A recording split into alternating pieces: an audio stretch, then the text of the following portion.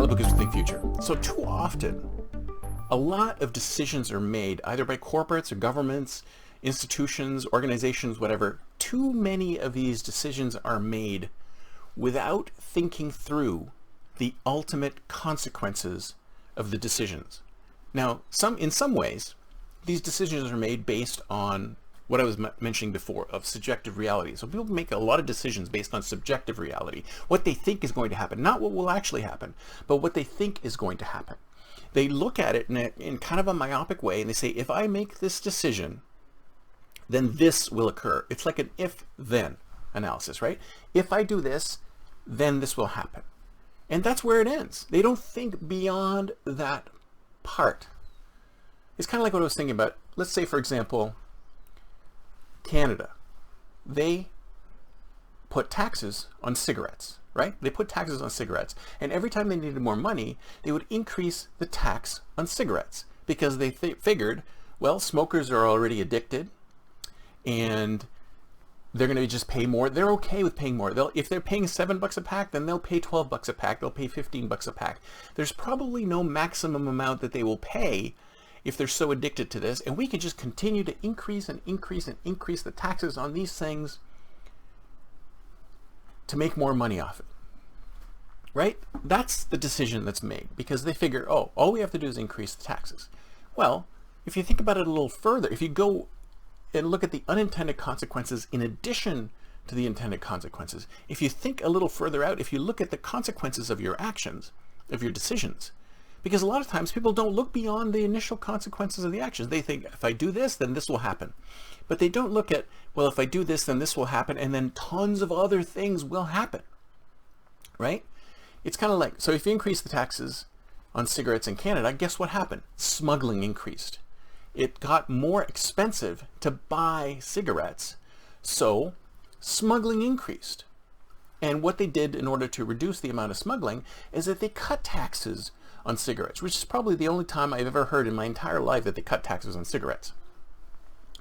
So here's what I'm saying is that a lot of times we make decisions and we define those decisions based on the consequences that we expect to come out of them, but we don't think beyond that. And this is one of the things I do in my futurist work, is that when you are about to make a decision, instead of just looking at the immediate consequences, what you think is going to happen right now based on that decision, look at all the permutations of that decision further out, because those permutations will occur.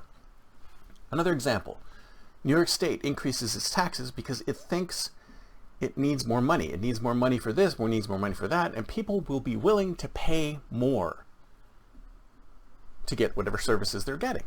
But eventually, these individuals, especially if you're going to tax the richer folks, they're going to say, you know what, forget it. I'm going to leave. Even though I've lived here all my life, I can't stand these high taxes anymore, so I'm going to leave. And a lot of times they don't think about the fact that they're going to leave or they can leave. And suddenly they're disappearing and it's like, what happened to our tax revenues? So they have to increase it more. You see what I'm saying? So I'm not talking about politics specifically, and I'm not talking about policy specifically.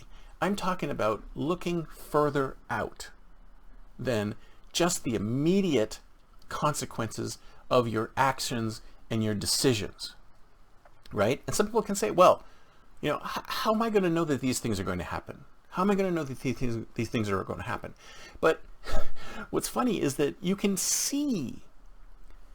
almost intuit that these additional consequences will occur if something happens. But something happens for the individuals to rationalize it away, to say, well, this is not going to happen, or that's not going to happen, or whatever.